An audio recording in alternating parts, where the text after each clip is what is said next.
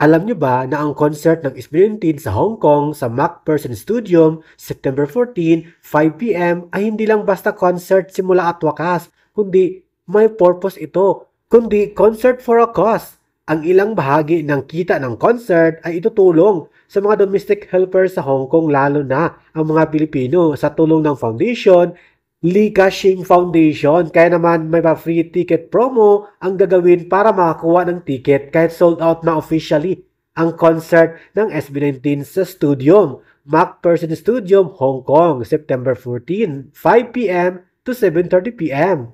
Pero ayon sa balita, sold out na rin ang pa-free ticket promo na ginawa ni Lee Ka-shing Foundation. Sobrang bilis lang daw ang pagka-sold out. Maraming mga Pinoy 18 sa iba't ibang panig ng Asya na kumuha ng tickets, kaya ang bilis lamang ito nabili lahat. Samantala, i-paste ko na rin ang information kung paano mag-avail ng free ticket promo sa tulong ni Lee Ka-shing Foundation. Kaya naman maraming salamat at congratulations SB19 18 at good luck sa concert. Enjoy!